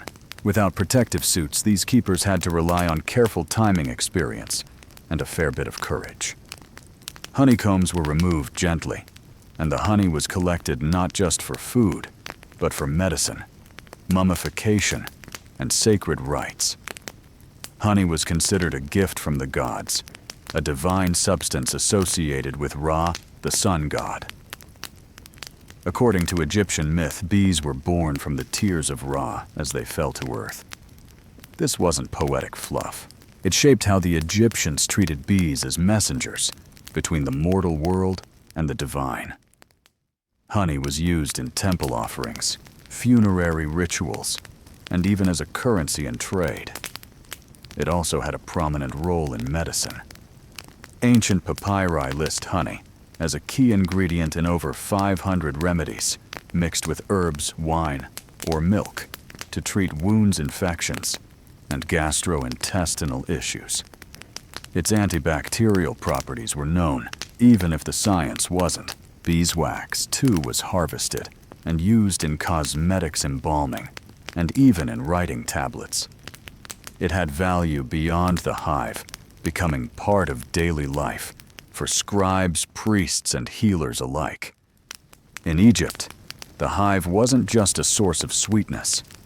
It was a symbol of balance, healing, and celestial order, carefully cultivated under the watchful eyes of both humans and gods. While Egypt gave beekeeping structure and sanctity, ancient Mesopotamia gave it something equally vital: laws. The cradle of civilization didn't just master irrigation, writing, and city building. They also knew the value of honey and the importance of protecting its production. Though Mesopotamian beekeeping wasn't as visually celebrated as in Egyptian tombs, its traces are found in cuneiform tablets and legal codes, suggesting a quietly sophisticated practice. References to bees and honey appear as early as the Sumerian period. In Akkadian and Babylonian texts, there are mentions of ninsur, meaning bee gardens, or apiaries. These spaces were often attached to temple grounds or royal estates, suggesting honey production was an elite-controlled resource. Honey and beeswax were used in religious offerings, medicine, food, and trade, and losing a hive could be a serious economic blow. The most telling piece of evidence comes from the Code of Hammurabi, dating to around 1754 BCE. While most of the code is famously devoted to issues like theft, injury, and agriculture, a few lines directly address bee disputes. If someone allowed their bees to swarm into another man's field, and the bees caused damage, they were liable.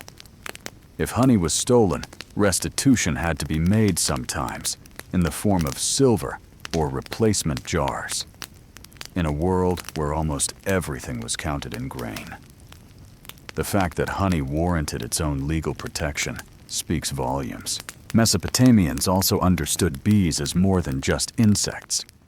Some texts describe them as divine messengers, even linking them to Ninurta, the god of agriculture and war. Beeswax, in particular, was valued for sealing documents and creating ritual figurines. It was both practical and mystical, part of both bureaucracy and magic, though the exact design of Mesopotamian hives isn't fully preserved.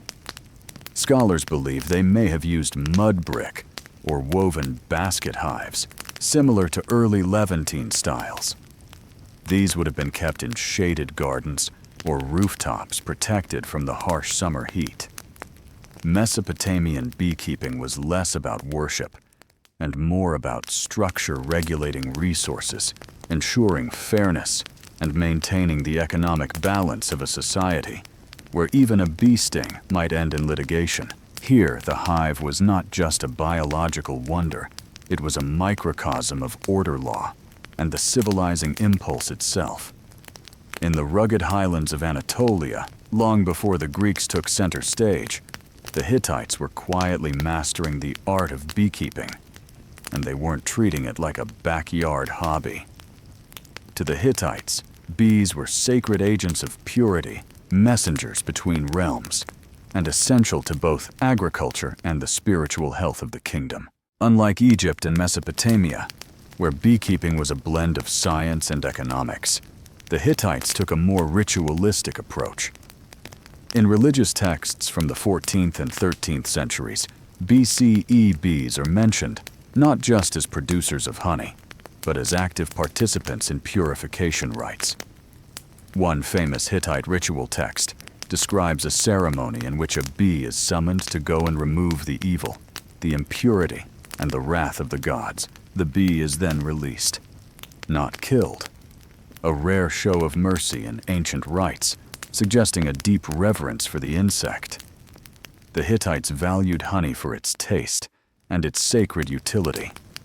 It was used in libations, sacrificial offerings, and anointing rituals, often combined with wine milk or grain. Honey wasn't just consumed, it was poured, burned, and blessed. It served as a medium between human intention and divine reception. In terms of practice, evidence suggests the Hittites used clay or woven hives, likely stored in protected enclosures near temples or royal estates. Though the archaeological record is sparse, parallels with neighboring Levantine and Syrian traditions hint at portable tube-like hives, possibly made from straw and mud, stacked and managed much like those in Egypt. Beekeepers in the Hittite world likely operated under temple control, their work deeply embedded in seasonal festivals and state rituals. Honey was not a mere commodity, it was a tool of diplomacy, healing, and spiritual cleansing. The bee, small and unassuming, held symbolic weight that far exceeded its size. The Hittites also contributed a vital piece to the global understanding of bees. They recognized bee migration. Some surviving texts describe the seasonal behaviors of swarms, linking blooming patterns with honey flow. An insight that shows how closely they observed their environment. In Anatolia, the hum of the hive wasn't background noise. It was a sacred frequency vibrating through the bones of gods and kings alike. The ancient Greeks didn't just study bees. They admired them, feared them, and modeled society on their mysterious order. To the Greeks, the hive was more than a place of honey. It was a living metaphor, a model for the ideal city-state, a symbol of divine order, and a source of endless scientific curiosity. Greek beekeepers advanced the science of apiculture with a blend of practical knowledge and philosophical flair. Unlike earlier civilizations that used stationary clay hives, the Greeks developed movable terracotta hives with removable lids and sections. These allowed easier access to the honeycomb without destroying the colony, an early step towards sustainable harvesting. They also mastered the art of smoke control. Using ceramic bellows and clay smokers, they would puff smoke into the hive entrance, sedating the bees before honey extraction. This innovation not only reduced stings, but also preserved the hive's structure, allowing for multiple harvests per season. One of the most influential minds in Greek history, Aristotle studied bees in extraordinary detail. In his Historia Animalium, he described hive behavior, noting that bees appeared to have distinct roles. Some gathered nectar, others defended the hive, and one whom he called the king bee seemed to lead. Although he got the gender wrong, Aristotle's observations laid the groundwork for centuries of bee research. Honey held a revered place in Greek culture. It sweetened wine, preserved fruits, and flavored cakes. It was also used as a base for medicinal salves, especially in wound care, and was seen as a divine gift. The Greeks believed that ambrosia, the food of the gods, was a mixture of honey and wine. The bee itself had mythological significance. It was associated with Artemis, goddess of wild things, and Demeter, goddess of the harvest. Priestesses of Artemis were even called Melissae, the Greek word for bees. The idea of the bee as a sacred feminine force carried deep symbolic power. For the Greeks, the hive was both scientific marvel and spiritual emblem, a reminder that even the smallest creatures move with purpose, discipline, and grace. In studying bees, they believed they were studying the very laws of nature, and perhaps of the gods themselves. If the Greeks studied bees with wonder, the Romans managed them with ambition. Beekeeping in the Roman Empire wasn't just a cottage industry. It was scaled to match the needs of a civilization that stretched across continents. From the vineyards of Gaul to the hills of Hispania, Rome turned the humble hive into an empire-wide enterprise. The Romans inherited much of their apicultural knowledge from the Greeks and Etruscans, but they expanded it into a formalized agricultural science. Writers like Varro and Columella recorded detailed instructions for building hives, harvesting honey, and relocating colonies. Their treatises describe beekeeping with a startling modernity, including observations on swarm behavior, seasonal cycles, and pest control. Roman hives came in many forms: hollow logs, cork bark containers, clay tubes, and even woven baskets sealed with dung or mud. Flexibility was key. In colder climates, more insulation was needed. In warmer provinces, ventilation was critical. These innovations allowed Rome's beekeepers to adapt the craft across vastly different regions of the empire.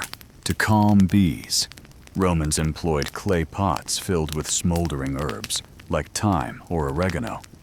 The smoke soothed the hive, and perhaps added a subtle flavor to the honey.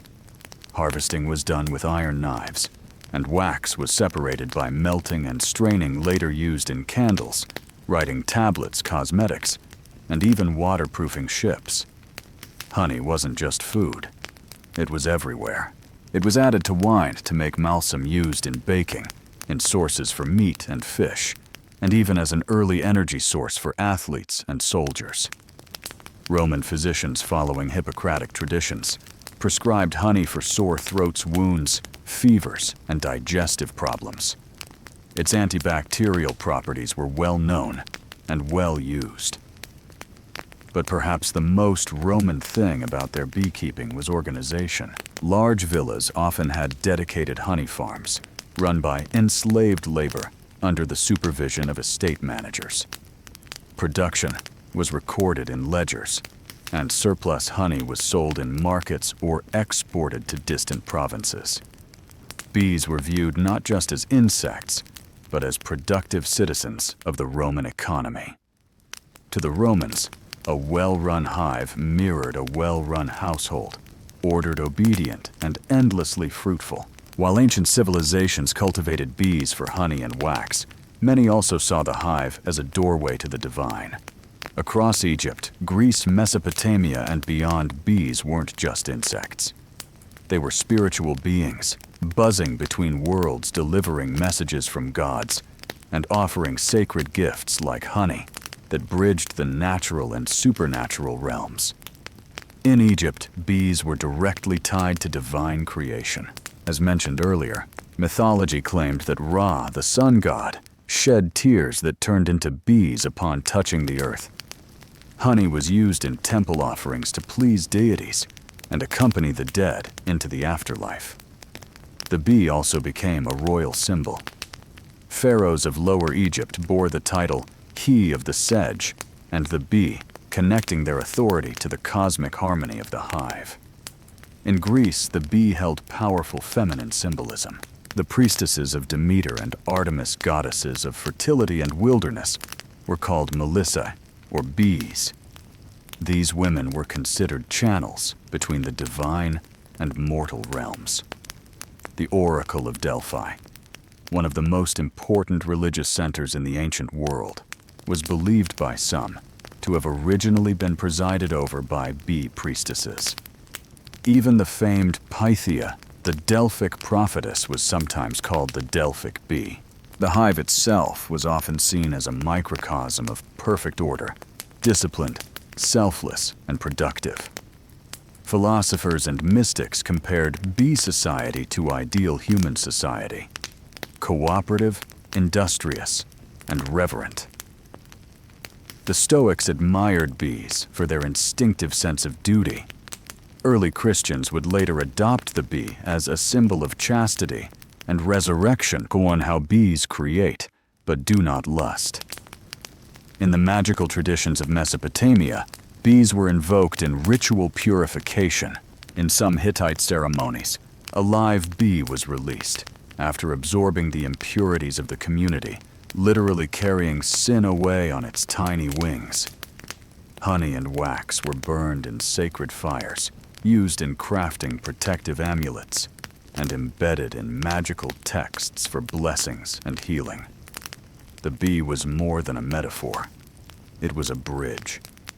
A creature that lived in nature's hidden spaces, made golden food without killing, and stung only in defense. To ancient peoples, bees weren't just miraculous, they were mystical. To the ancient world, honey wasn't just delicious, it was divine medicine. Long before bacteria were discovered, people instinctively knew that honey could clean wounds, soothe coughs, and preserve the body. It wasn't magic, though it often felt like it. It was chemistry, centuries ahead of its formal explanation. In Egypt, honey was a cornerstone of ancient medicine. Medical papyri, like the Ebers Papyrus, circa 1550 BCE, list honey in over 500 prescriptions. It was mixed with milk figs, garlic, and herbs to treat everything from eye infections to digestive problems. When paired with animal fat or resin, it was applied as a salve to burns and cuts. Doctors knew that wounds treated with honey healed faster and resisted infection, likely due to honey's natural acidity and hydrogen peroxide content. The Greeks followed suit. Hippocrates, the father of modern medicine, prescribed honey for respiratory problems, ulcers, and fatigue. He used honey mixed with vinegar to create oxymel, a tonic used to clear phlegm and reduce fevers. Greek athletes drank honeyed water to boost stamina during Olympic training, believing it restored strength quicker than wine or water alone. In India, the Ayurvedic system held honey madhu in high regard. It was classified by taste source and medicinal potency. Ayurvedic texts warned against overheating honey, but endorsed it as a treatment for indigestion, colds, wounds, and even poison. It was also used in religious rituals offered to gods and consumed during sacred fasts for both spiritual and bodily cleansing. The Romans too believed in the medicinal power of honey. Pliny the Elder recorded dozens of remedies involving honey in his natural history. It was a base for ointments, gargles, and laxatives, and even used to treat the wounded after battle. Honey mixed with poppy juice was given as a sedative. Roman surgeons kept it on hand to dress wounds and reduce inflammation. Beeswax had its place in medicine too, as a base for plasters, balms, and even dental fillings. Its malleability and resistance to decay made it ideal for sealing and preserving. In short, honey in the ancient world wasn't just sweet, it was life-saving. It healed the sick, preserved the dead, and symbolized purity. It was the pharmacy of the gods delivered by the wings of bees. Ancient beekeepers were more than farmers. They were innovators, engineers, and keen observers of nature. Across civilizations, they developed specialized tools and methods that allowed them to manage bee colonies, effectively harvest honey sustainably, and even protect themselves from the bees' defensive stings. One of the most important innovations was the design of the hive itself. The Egyptians popularized the use of horizontal cylindrical clay hives, essentially large terracotta tubes stacked in rows. These hives were durable, portable, and mimicked natural cavities where bees thrived. Similarly, the Greeks and Romans used terracotta and woven basket hives, some with removable lids to allow access to honeycombs without destroying the colony.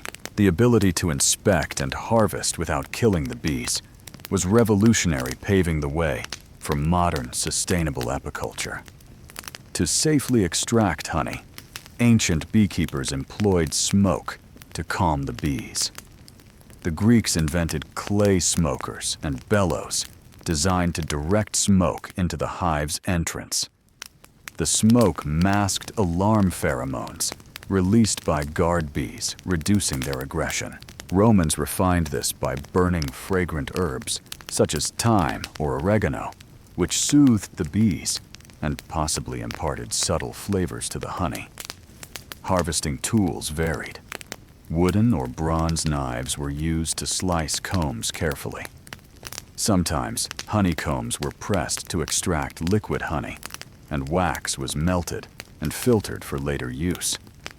Beekeepers often wore minimal protection, relying on experience and careful technique to avoid stings. Suits and gloves were millennia away. Ancient texts reveal that beekeepers also observed bee behavior meticulously. They understood swarm cycles, seasonal patterns, and the importance of moving hives to optimize nectar collection. Some cultures practiced transhumance, relocating hives to follow flowering plants' blooms similar to modern migratory beekeeping. Additionally, honey storage was a crucial aspect of ancient beekeeping. Egyptians used sealed ceramic jars to store honey, protecting it from moisture and spoilage. Honey's remarkable shelf life was well known, sometimes lasting centuries sealed within tombs. Even the relationship between humans and bees was carefully managed. Rituals were performed to appease bee spirits or gods, ensuring cooperation and avoiding misfortune. This spiritual care was as vital as the physical tools in maintaining a productive hive. In all, ancient beekeeping was a blend of craftsmanship, natural science, and reverence. The tools and techniques they developed set foundations that still influence modern apiculture. The ancient practice of beekeeping laid the groundwork for a relationship between humans and bees that continues to this day. Far from a simple agricultural activity, early beekeeping was an art and science that influenced medicine, religion, economy, and ecology across civilizations, shaping the way we understand nature and sustainability. From the valley to the hills of Anatolia, from the temples of Greece to the farms of Rome, ancient beekeepers honed methods to protect and sustain their colonies. Their innovations in hive design, smoke use, and seasonal management allowed for sustainable honey harvests, a practice crucial for both survival and trade. The respect they showed for the bees' life cycles helped foster a model of harmony between humans and nature. Their understanding of honey as a medicine informed the early pharmacopoeias of Egypt, India, and Rome, influencing healing practices that persist in traditional medicine worldwide. Honey's antibacterial and preservative properties became the foundation for wound care and remedies, while beeswax shaped early technologies in cosmetics, art, and construction. The symbolic and spiritual meanings attributed to bees and honey in ancient cultures also endure. Religious rituals honoring bees and honey continue in various traditions, reflecting humanity's ongoing fascination with the hive as a metaphor for order, cooperation, and divine blessing. The idea of bees as messengers between worlds, or symbols of resurrection, permeates art, literature, and folklore across centuries. Moreover, the ancient practice of migratory beekeeping, moving hives to follow floral blooms, is echoed in modern commercial apiculture, essential for crop pollination and global food production. The innovations of ancient beekeepers helped set the stage for today's awareness of bees as vital pollinators and the environmental challenges they face. Despite technological advances, the core relationship remains unchanged. Humans depend on bees for food, medicine, and ecosystem health. And bees, in turn, have shaped human culture, economy, and spirituality since the dawn of civilization. The legacy of ancient beekeeping is a testament to human ingenuity, respect for nature, and the enduring power of collaboration, both within the hive and between species. It reminds us that even the smallest creatures can inspire science, faith, and survival.